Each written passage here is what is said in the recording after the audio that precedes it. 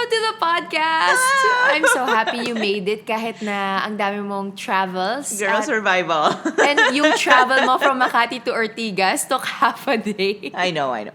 But it's an honor to be here. Yay! So, I mean, it's my first time to sit down with Joyce and meet her, like in person. So, I'm happy to be here and share my insights about life, business, and social media. Angely Dub is an entrepreneur and traveler who founded her own company, Access Travel, at the age of 19.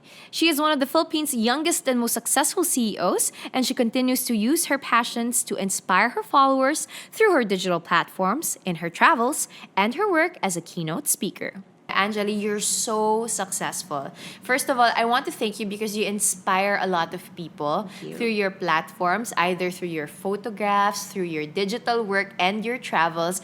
How does it feel to be this successful at such a young age and a woman at that too? You know, Joyce, to be honest, I always tell this to my mom and sa friends ko. Never ko siya nilagay sa utak ko na we are already here. Yeah. I still work like how I used to work 10 years ago. It's like every day there's something new to learn, new to discover. Recently, I found out this practice from a person I really look up to. Every day, dapat may ma-learn ka isang word that we use every day. Parang this morning, I tried to Google ego. Ego. We know ego, but we can differentiate ego versus self-esteem. So now I know the difference between ego and self-esteem. Yeah. Ego, you're trying to be good. Like, mas magaling ako sa'yo eh. Kunyari, na-traffic ka for 1 hour, tapos ko, ako nga 2 hours eh. That's ego. But self-esteem, you're kind of calm, hindi ka nagko-compete, you're just confident.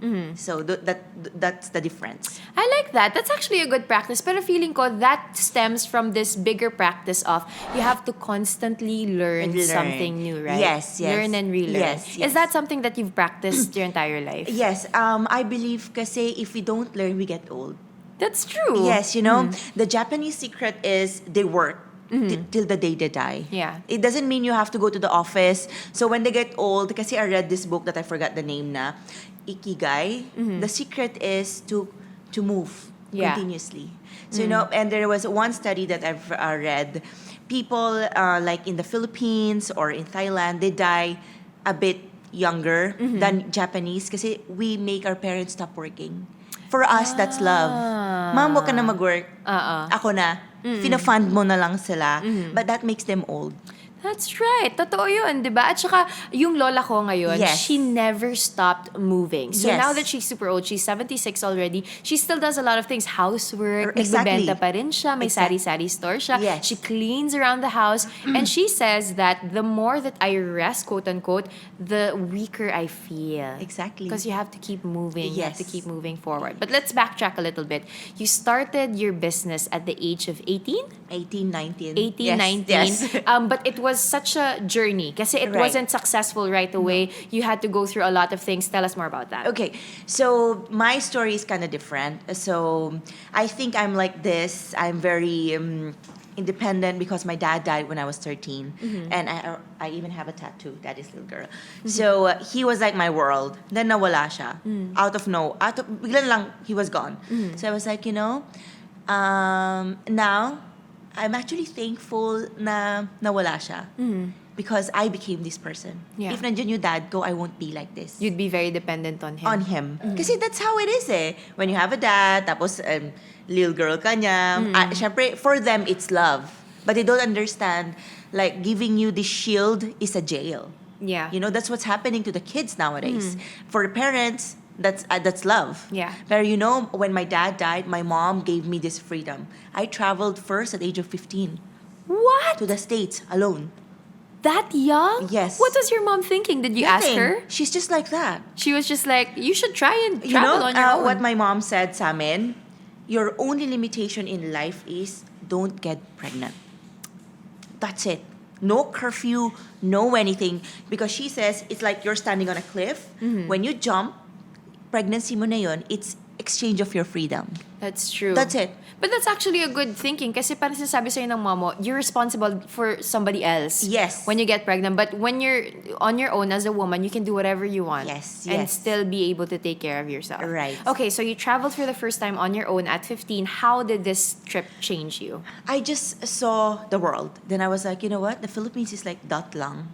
You know, the world is so big. Then I went to Paris for school. I went back to the States for my internship. Then I saw Obama. Obama checked in our hotel. I was like, oh my God, if I live in the Philippines, I won't experience any of this. My world will be very small. Kasi bata pa lang ako, I was really into business, talking to people, learning from people. I never believed in education like in school. Yeah. I think that's standard of human beings, but the real learning is outside. Madiskarte in I'm Filipino. the same, yeah. Right?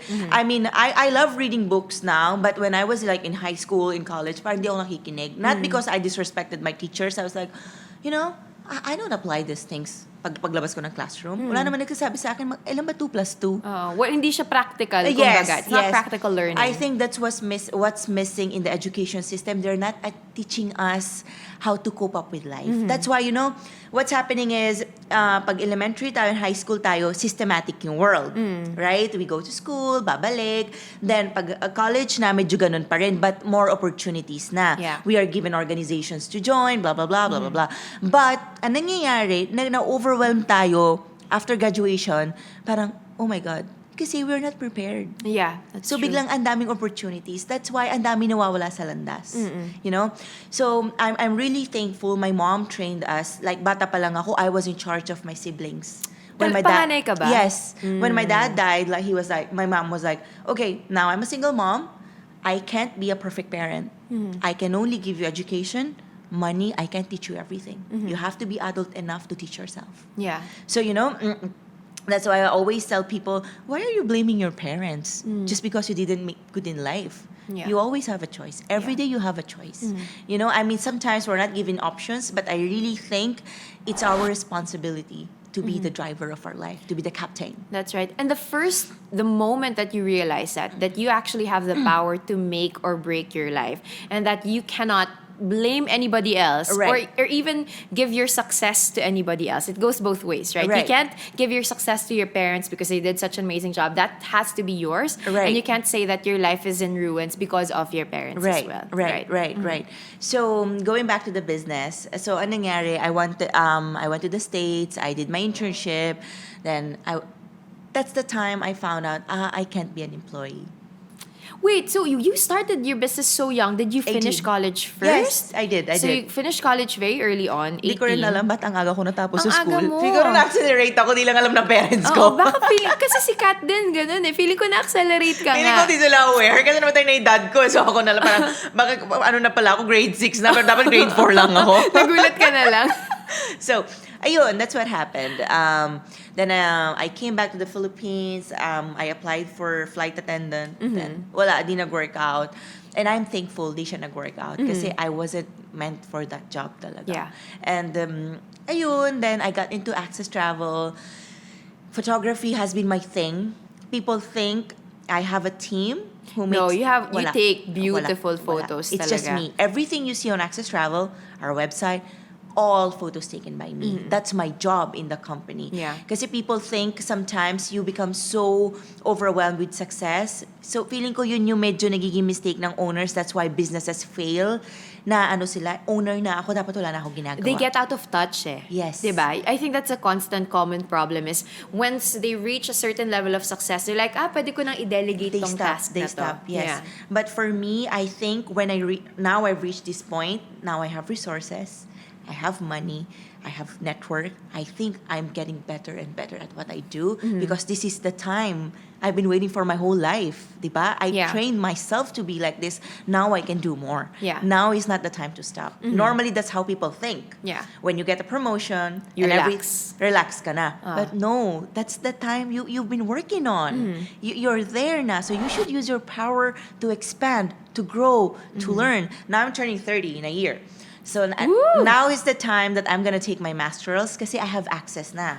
Like I have now like bigger goals and I need bigger education to fund it. Diba? That's right. To fund my dreams and goals and everything. So, dire-diretso lang din talaga. It's really gaining that momentum and Yes. building up on that, Yes. right? I think that's every success story in some shape or form. Yes. At 18, you realized that you didn't want to be an employee your entire life. You started doing the business. What would be your advice to young people who feel the same way? Like that this is not for me. This whole construct of having a boss and going to an office 9 to 5, it's not for me. But I think I have a great idea or I'm creative enough to start my business. What would be their first step, you Right, think? Joyce, what's happening kasi right now is social media is a very dangerous platform. It is. It either makes you or breaks you. That's it. There's nothing in between.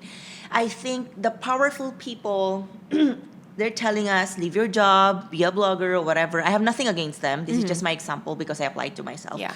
I never believed in any of them. I was like, okay, I leave everything. My mom will give me the money to travel. Then I come back home, let's say after 10 years, I have nothing. Real life is you have to work. Yeah. You have to struggle before you actually make it. It's not paradise first, then hell. It's Yeah. always hell first Yeah. before paradise. Now, what's happening is all people of my age, they're just struggling now. And ako tapos na. Maaga ka. Maaga ako nagsimula, 18. Tapos na yung struggles ko at age of 24. Now I'm 30 and I'm very proud to say I'm living my life. Yeah. You know, because I worked on it. I started very early. Yeah. Because I realized I'm a leader. I wasn't born this way, but my dad's death made me this person. Kasi I didn't have a choice. I had 3 siblings. Yeah. I had to help my mom. So ngayon parang nag-step up ako. Mom, I will help you raise the siblings. Now all my siblings are okay. So how do you do that? How do you take something as sad and as grievous as losing your dad and turning it into probably the spark of your success story? I always tell people nga the secret behind my success is my mom and my dad.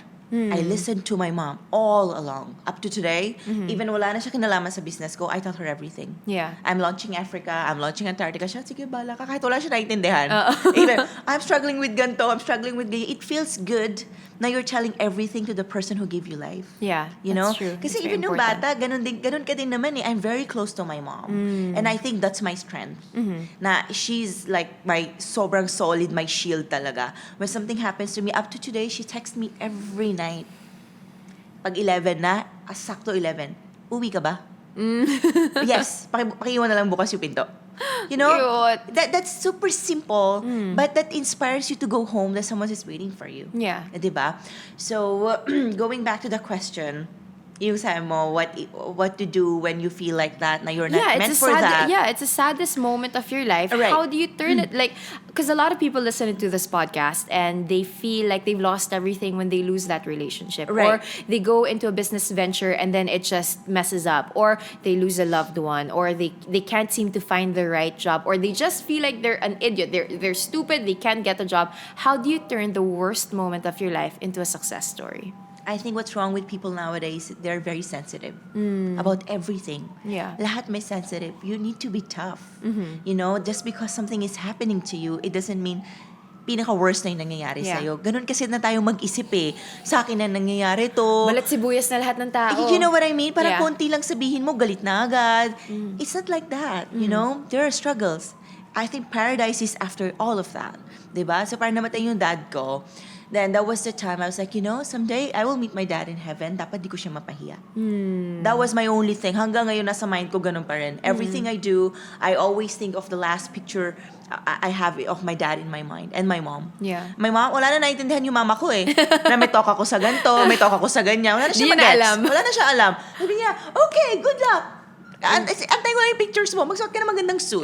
Ganun lang. So, ayun, I think I can't speak for everyone kasi I really think my world is still really small. You know? Kasi sometimes the thing about powerful people is lagi nila sinasabi, ganito, ganyan, ganito, dapat ganyan. I think we actually really don't know how other people are feeling. Yeah. Kasi parang, who am I to talk about like people on the streets. Yeah. We see them as jobless, homeless, or whatever. But we really don't know what they're going through. That's right. Parang paano sila nakarating doon. So, I'm very sensitive about that to give comments like, dapat ganito, dapat ganyan. Kasi lahat ganun na eh. That's right. But for you, what worked for you? I mean, personally, your own journey into becoming who you are. How did you do it? Was it grittiness? It was holding on to your mom. It was listening to your mom. What was it that you kept telling yourself? I don't also? give up, Joyce. Yeah. There was a time. This is a very, very basic example. Like very first world. Sounds very first world. When I gained weight, I lost parang a part of me. Everyone was like, ang laki mo, ang taba mo. I was like, this is how people are.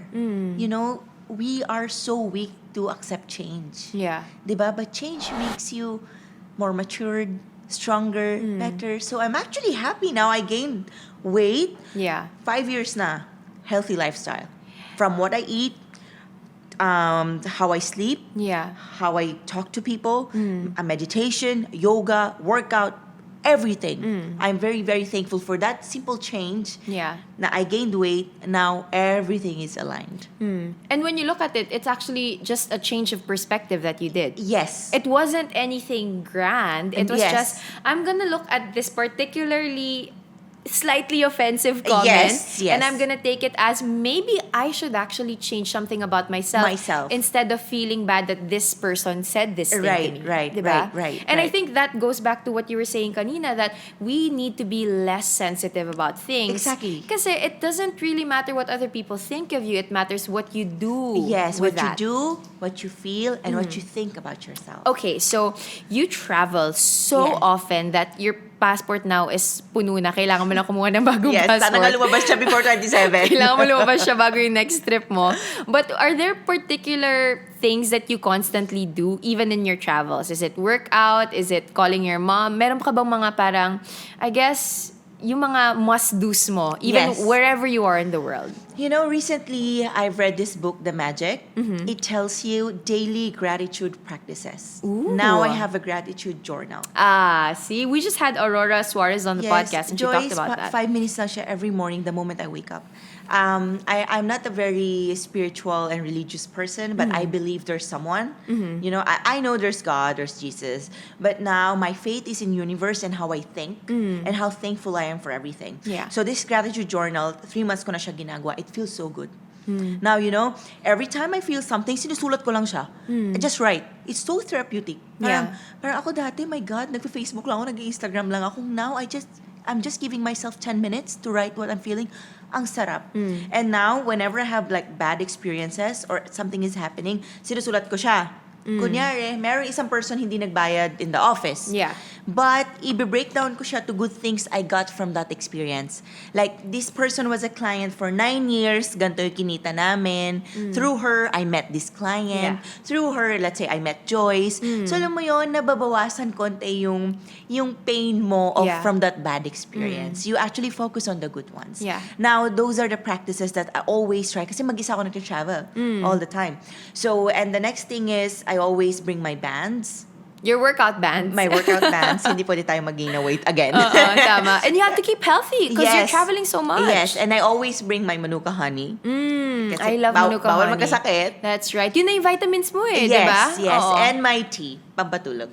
That's Okay, it. that's very smart. I think I asked you that kasi parang feeling ko you have to have those things that you constantly do to stay who you are. Yes. To keep yourself grounded. And you Yes. were saying this kanina, even off camera, that there are certain things that you still do now that keeps you grounded, whether Right. that's taking your own photographs or Right. being super active in your business. Right. Is that your I'm way very to hands-on doing in my it? business. I think yun nga yung nagiging fault, not really fault, probably mistake of other people. Kasi when they gain this level na of success, for them, it stops na there. Kampante na sila. Parang, now I'm taking masteral soon, right? I asked opinion of so many people, like my trainer, yung everyday ko nakakasama. Yung comments ng iba, ano ba yan? Lahat nga na-achieve mo na.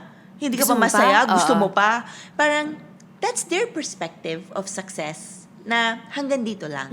Kasi nakikita nila yung outer mo lang na may car si Angely, may office siya, may employee siya. Yun yung definition of success for them. Then I asked my mom, sabi niya, bahala ka, buhay mo naman yan. Di ba? I love your mom Di ba? already. I haven't even met her. Wala siyang pakialam. Wala ka, boy. Chill lang siya. Basta okay ka na eh. Malaki ka na eh. Ngayon, pinipilit niya na ako, anak, magbuntis ka na. Masyado mo ata dinamdam yung rule ko sa'yo na huwag ka magbuntis. I mean, hindi ka na nagbo-boyfriend. So different people, different comments. Tapos sa akin naman, sabi ko, why do I wanna take masters? Para sa akin, it's something different. I will live in a different country. I've never experienced that. Really? With all those travels? Living, yes. Parang, I go work, parang never ako nagkaroon ng routine every day.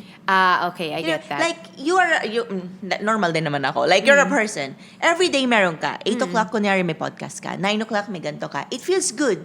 Every day, nakakapag-workout ka, ilalagay mo lang sa schedule mo. But mine, it's very erratic na.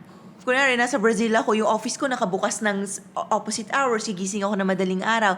But, namamanage ko pa rin siya. Now, I'm kind of thinking, not settling down naman, to have a different kind of life naman. Yeah. Even for a year. That's why I'm planning to take my master's in Madrid. Yeah. To experience life and to meet more people and to network. Malay mo, mag-expand kami worldwide. That's right. Diba? Those are my goals now. Why not bring foreigners to the Philippines? Philippines is a beautiful country. There's so many places to go to in the Philippines. Nasira lang yung image because of media. But if I stand there in a fair, tell people, hey, I'm from the Philippines. Philippines is beautiful. People will believe what I'm saying. Yeah. Kasi person na yun nakikita nila eh. Oo. Kasi sometimes we interpret everything we read in media. Para for us, Africa is unsafe. Yeah. Kasi yun yung nakikita natin. Now I'm going to Africa alone.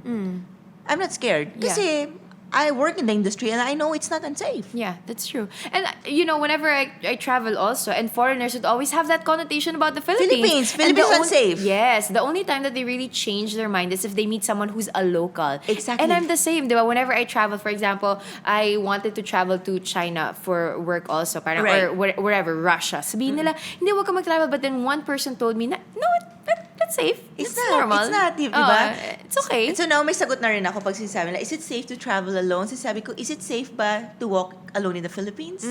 Then, people can't answer anymore. Kasi we are so judgmental and sensitive na nga because That's of right. what pinapa-feed sa atin ng social media. Kasi every time we're just holding the phone, lumilit yung mundo natin because we are forgetting to interact with real people. That's right. And I think one of the reasons also why we don't have substantial conversations anymore is because we stay and stick to what everyone else is browsing through and reading and watching online. That we forget that there are actual people in front of us that you can interact with, share ideas with, banter with, right? But you are constantly meeting people. You are constantly traveling to different places, and I guess it's constant out of your comfort zone type of things for you, right? How do you keep going even when you're exhausted? Because a lot of people now, gusto nilang mag-take a break because they're just, or not even take a break eh. It's okay to take a break, but I think people want to give up entirely because they're tired or they feel discomfort. How do you keep going when you feel exhausted? Okay, I think I've been getting that question a lot. Tinatanong ng mga tao, Kasi "Ba't di ka nakakapagod nagkakasakit?" eh. Nakakapagod tignan yung Instagram mo eh. Diba? Ba't di ka nagkakasakit? Parang kahapon nandito ka ngayon, nasa meeting ka na. Then I tell them, it's my job. It's like you going to your office, let's say 8 to 5. I don't know how employees work or whatever. It's my job. I don't have a choice. I have to go. I never looked at my travels at vacation or having fun. I mean, of course, I do have fun because I love my work. It's a job for me. I have to pack my things on 27. I don't want to go. Kasi I want to be with my mom on New Year's. Kasi it's been 5 years na nakasama ko siya sa New Year. But I don't have a choice. It's part of a marketing plan. Yeah. Even I'm the business owner, you discipline ako. Disciplina, right? In Filipino. Disciplina, yes. Disciplina. Is like 10 over 10. Every day, I drive when I'm here. I live with my mom in Cavite. Every day, Makati to work out. Grabe. Every day. My schedule is every day 11 to 2 workout. Wow. No matter what happens. My trainer found out today lang na I live in Cavite. Today niya lang nalaman? Today niya lang nalaman na 2 Because years na kami nag-training. Because you're always on time Kasi and I'm showing always on up. time. Yeah. Because at the end of the day, those are my work ethics. That's how I work. Yeah. Even I'm successful, well, based on my standards, I'm successful already. I think based on my standards also, you're very successful. So everyone kasi has different definition of success. Even I'm the owner, I don't go to my office, I work from anywhere.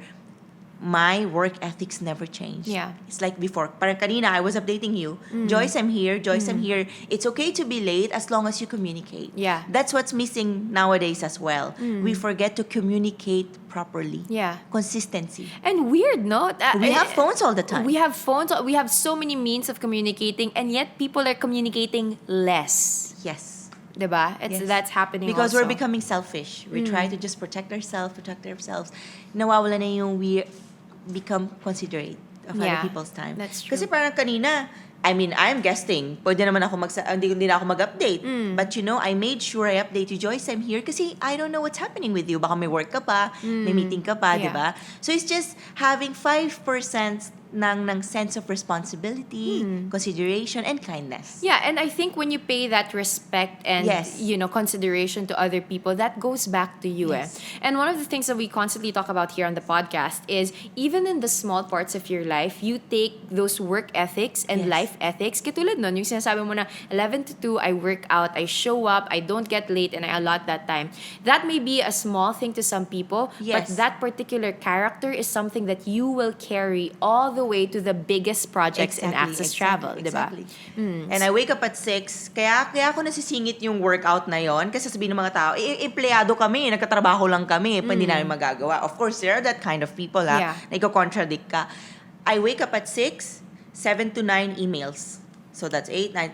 Bagong pumasok yung employees ko, nasa harap na nila, ano gagawin nila the whole day. Tapos na, you've set it up for them. Yes. 9 to 9:30, I drink coffee with my mom. 10, alis na ako. 11, Makati na ako. I work out. Lunchtime na employees ko. Nag-work sila, nagbabrowse sila. Because my employees, they go to office 10 to 3 lang.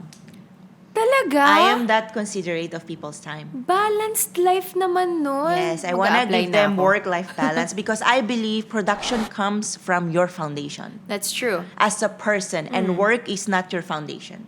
That's true. Like, my foundation is not Access Travel. My foundation is my family, my manners, Yeah. how I was raised, my values. Yeah. Access Travel came after that. it's a baby of your character and of your grittiness. Yes. And I of mean, I'm not everyone else perfect. around you. I mean, I have temper. Of course, I have temper. I get mad.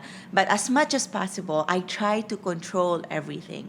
But not 10 over 10. It's a daily progress kasi. Yeah. Sometimes kasi we get so confused. Kunyari, ako may temper issues ako because I'm Aquarius ako eh. So, ganyan ako pumitik. But you know, throughout the years, I've changed. So, ngayon ano mo ginawa ko, I have on and off button inside my mind.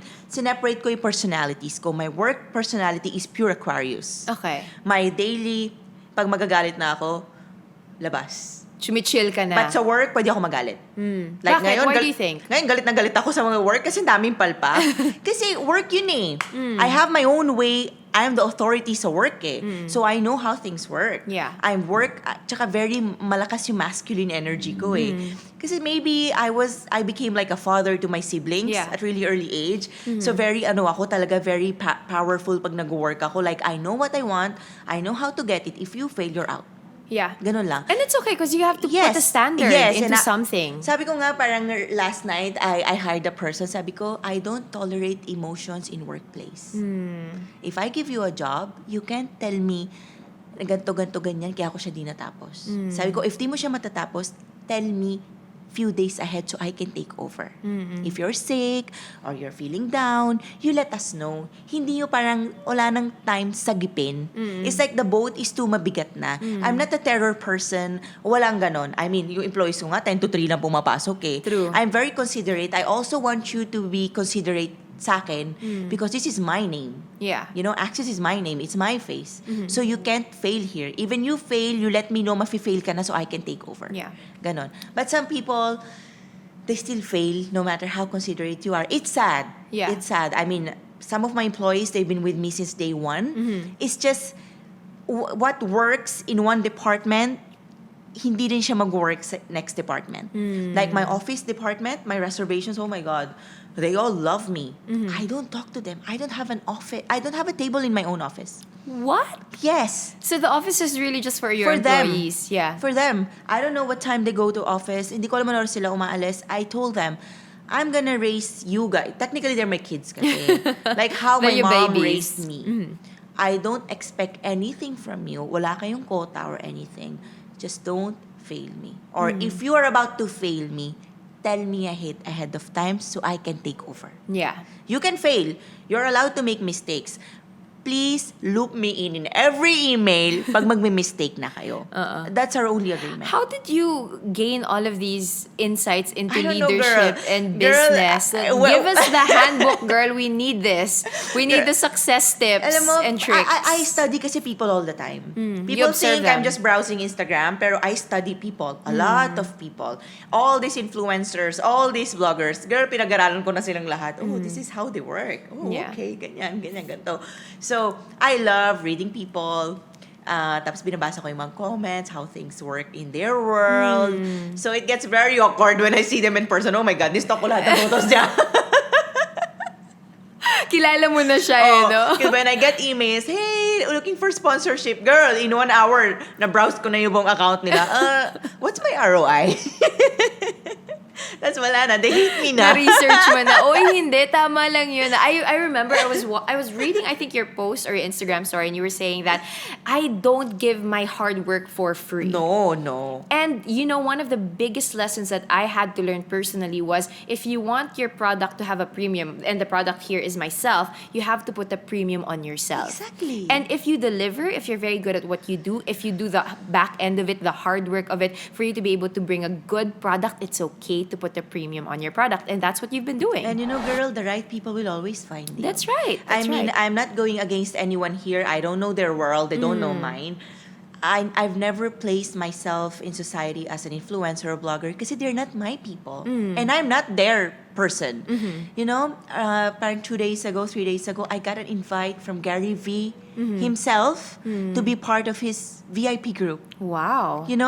They are my people. I can relate to them. Yeah. And of course, I said yes, kahit di nila ako bayaran because they are my people. But with the other events, like in the Philippines, never ako nagpakita kahit saan. Talaga? No. Kasi I don't want to be part of that group because I'm that aware now of what I want. Yeah. Self-awareness. Self-awareness is key. Diba? That's right. They're not bad people. Yeah. I'm not bad It's just I don't belong there. Yeah. I can't be myself. I can't talk like this to them because they won't understand my world. Yeah. Diba? Their world is totally different. So that's what's missing. Then we try to fit in everywhere. Even That's so true. so what I did is I just bought my own table. You sit down with me if you belong here. If no, I can stay here alone. And that's actually a great thing to apply also in your everyday. Para siyang tinatawag na brand essence eh. Di ba yung Yes. brand essence mo? Yes. May brand essence ka rin as a person eh. Yes. If yung brand essence mo hindi na siya sa sports or hindi na siya sa mga glamorous na events, Yes. di ba? If Yes. it's not something that you think will alleviate your personhood Right. and your business and the things that you want to achieve, why would you waste your time Exactly. there? Just to belong? Just Exactly. just to show face? It doesn't make And sense. that costs a lot of inside your head, Kasi you try to belong somewhere you don't even know what's going on. And I that's was true. like, I'd rather go home, walk my dogs, drink Rest. tea with my mom than going to these events. Then I tell them, I'm very honest with them. I'm Yeah. sorry, maybe next time. And I Yeah. say no. I always tell this in every podcast and my talks. I think we reached this place where we are because I've said no to so many people, to so many things. Yeah. Because self-awareness. Yeah. You keep on studying yourself again and again. Yeah, and before you have the power to say no to a lot of things, you have to first know which is your yes. Yes. I think that's where the problem lies, right? You keep saying no to things, but you don't know where you put your yeses at. Yes. And I would always tell my friends, because sometimes they have a problem with saying no to work. Right. And I tell them that don't think of it as saying no to work. Think of it as saying yes to something else that that Exactly. matters more to you, which is spending time with your family. Right, Saying right. yes to rest, right? So one of the things that we have to remember is to know where our yeses lie. Exactly. So that we know how to say no Exactly. and when to say no. Yes. Ganda. Yes, Ganda, diba? diba? Tama. Kailangan yan. Gusto ko na magsulat ng book. Oh, magsulat ka na ng book. Please make an Angely Dub guide to success. Gusto ko after na master's ko tsaka PhD, para pag sinulat yung name ko, may PhD. Meron, May tama. goals din. May hashtag goals pa rin. Kailangan yan. Okay, wait. So, Angely, you've been so successful. You've inspired a lot of people. You work not just as an entrepreneur, a traveler, but you also do a lot of keynote speaking engagements. But was there anything that you feel like you had to give up for you to attain this much success? Because I read that from a book before, and it said that if you want to be super successful, you have to learn how to balance. Yes. But in all those balances, there's always one particular thing that you need to let go of. Yes. Or not really let go of, parang set aside mo muna yan, Right. babalikan mo in the future. Was there anything that was like that My for you? youth and having fun. Really? Kasi, In what way do you think? when all my friends were going out, I was working in my office. I was building my access. That's the one thing I missed. Pero I don't regret it. Kasi parang, I don't see myself then going to the bars. Oh my God, parang getting wasted. Parang now I look at these women, ang ganda-ganda, tapos biglang nagsusuka. Parang ako, Sayang, I'm so girl. glad that didn't happen to me. Thank you. That's true. So yun probably I missed time with my family kasi I'm always out. So now, bumabawi na ako. And we talked about it naman. Sabi ko, Mom, if I miss 10 Christmas lang ngayon without you guys, I will have 20 more. Yeah. In the future. You still Kasi have more. one day will come, wala na akong gagawin. Access will run with just my eyes. And I like that idea that while you're young and while you have the capability to make mistakes and make the right decisions, you do it. Yes. Kasi when you're older, parang, you know how they always say na travel now, do whatever you want now. Kasi when you get old, your knees, That's not your knees will true. hurt, That's diba? not true. So parang you have to really be able to time everything. And Everything try has a timing, yes. Yeah, you have You to just time have everything. to keep believing in it. Like now, I'm turning 30, everyone asks me, oh, tumatanda ka na, wala kang jowa, wala kang ganyan, wala kang ganyan. Parang ako, ayusin ko lang by choice. I have to fix my life. Yeah. Because, I don't want to get into something wala akong pera. People always say, puro ka pera, pera. I was like, that's how the world works. Like, you want to take your mom on holidays. Ano pang babayad mo dun? Alam nga naman, pambayad mo ng inspiration. Tama. You have to have money. Influencer. You have to, exactly. You have to have money to pay for that holidays with your parents. That's right. So you have to work your ass off even you like it or not, yun yung pambabayad mo. So money does buy happiness. You just need to know how to use your money. Diba? Like now, I'm taking my mom to Finland next month. Gusto ko siya maka-experience like legit snow, negative 45. Grabe yung negative 45, girl. Ang Diba? papasuot mo sa nanay mo. Kung di ako nag-work ng ganito, ano pang babayad ko doon? And that True. would cost 7,000 euros per person to stay there for 10 days. So money does buy you happiness. Yeah. It's just, you need to know how to use your money the right way. Yeah. Ganun. And I think also you need to allocate your characteristics the right way. Yes. Like, because before you arrived at that, you also talked about hard work and Yes. knowing who to hinge yourself upon. Yung mga Exactly. ganung bagay. And Yes. then, which leads to success. And success is not a bad thing as long as you know where you're supposed to be And going. success kasi is not about having cars. I mean, I don't have a house. I mean, I'm proud to say that I live with my mom. Tipid, girl. Girl, tipid. Oh, lahat na binili kong unit, naka-rent. Kasi my mom is not asking me to go. I have love from my mom. I see my siblings. She takes care of all my dogs. Win-win. Yeah. Diba? She sees me every day. Parang ako naman yung pinaka-love niya. Sorry Yeah. sa mga kapatid ko. Kini-claim ko na talaga ako yung pinaka-love. Paborito. So, ayun, parang independence has nothing to do where you live. Yeah. Normally kasi people think, 18, mag-move out na ako. Independence, freedom. I live with my mom at age of 30. Yeah, And that's I'm true. independent. I have my freedom. Everything, Yeah. Your parents won't be here their whole life. So while they're here, I know this kasi ang dami ko dreams with my dad noon. Pupunta kami dito, pupunta kami ganyan. Di ko nagawa yun. So I was like, now, you know what now? Kahit 50 years old na ako, kay mama pa rin ako titira. Tama. You know? Tama. Why not? Wala naman siya sinasabi eh. Di ba? I mean, I have such an admiration for the way that you love your family. Yes. And I feel like majority of your success, of course, is hard work. It's all of these grittiness and the crazy successful ideas that you have. But also, it's because you have a great anchor in your life. And that's what most people are missing. And just talking to you right now, it makes me see that. Thank you. It's thanks, daily, Angely. daily progress. Basta everyday, pag nag-drive ako, Cavite, Makati podcast. That way, I learn. Yeah. I use Spotify ko. I don't even listen to songs anymore. Wala na ako alam sa songs, Joyce. I just realized, ang dami nagpo-post sa Instagram stories, di ba? Nung chart. Nung Same, girl. Parang sa akin, Same. oh my God, bumaba yung ko. Sobrang bagsak nung ilang years. Like, Uh-uh. that means I am growing. Yeah. With the right way. And that's a great tip for people who are constantly moving, traveling, and working. In between, feed yourself. Because Yes. if you don't feed yourself, if you don't feed your soul, you have nothing to give back to the world. Yes, sometimes kasi people think you have to learn big things. Playing an instrument, playing ganto, take masterals, PhD or whatever. Yeah, those things are important. But daily learnings kasi we're forgetting. We're Yeah. becoming robots. You know, with the life I have, dapat wala na akong oras for this. Going here, Yeah. dapat may meeting kami sa office. I was like, uwi na kayo. 2 o'clock pinauwi ko na sila. Wow. Gawin natin yung meeting natin next week. Tapos sabi nila, Miss Angely, sure po kayo? Yes, I'm gonna email, you check, na-miss ko, meet tayo Tuesday.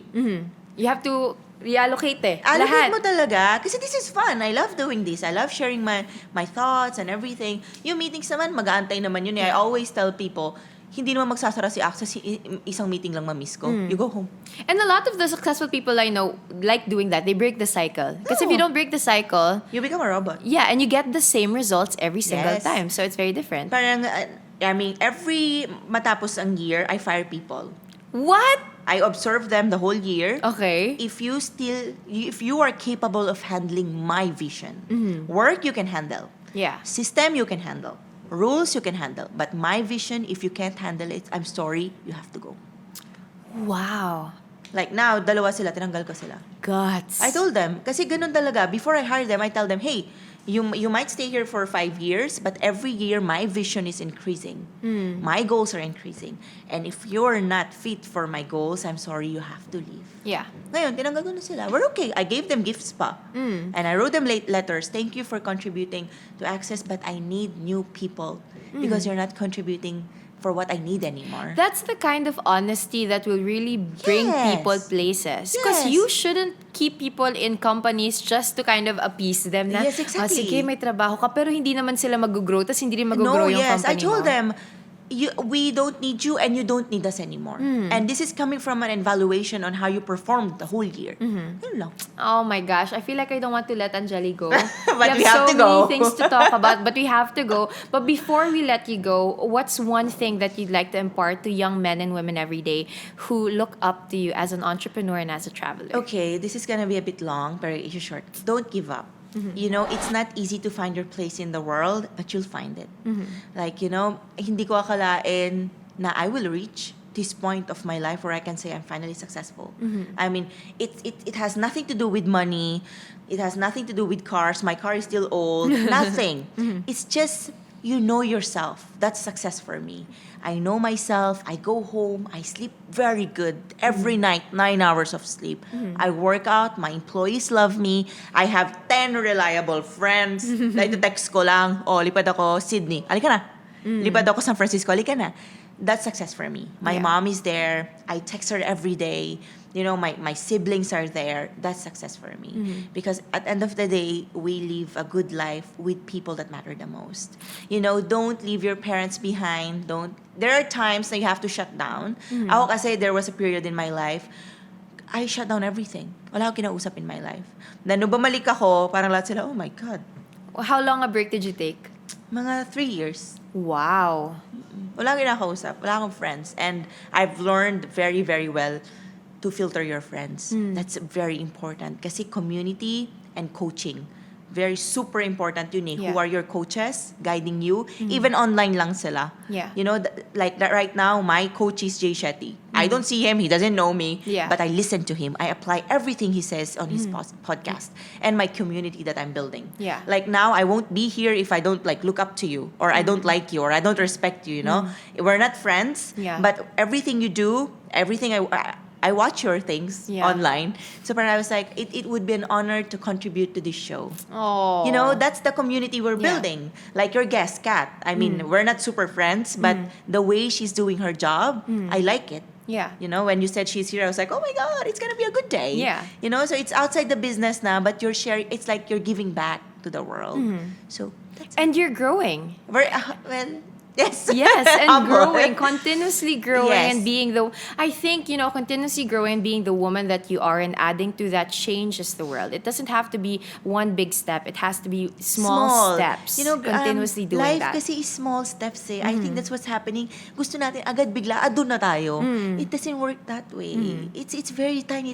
So up to today, I still fail in my business. And it's okay. Kasi you can't be perfect all the time. You won't learn anything. That's right. Kasi ngayon parang agad, I mean, I'm sorry, parang may nangyayari lang, I'm depressed, I'm ganyan. I think we are using those words in the wrong way. Yeah. Just because something happened to you doesn't mean it's the end of the world. Madami ka pang pwedeng gawin, 'di ba? Yeah. So parang stop being too sensitive about everything. Parang ako, ang dami ko na pinagdaanan, na sinasabi ng mga tao sa akin, parang ako, if you don't pay my bills, you don't matter in my life. That's true. You have to be courageous and gritty Girl, in you have life. to be very strong in this world. Yeah. Kasi if not, it's gonna eat you alive. Diba? Ako sinasabi ko, I'm a woman, 100% woman, but I have this masculine energy because I need it. I travel the world alone.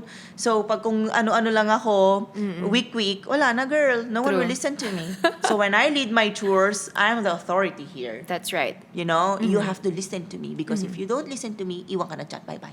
Self-awareness is key indeed. And that's what we've learned from Angely, amongst many other things here today. Know your Thank you for strengths being and on the show. weaknesses.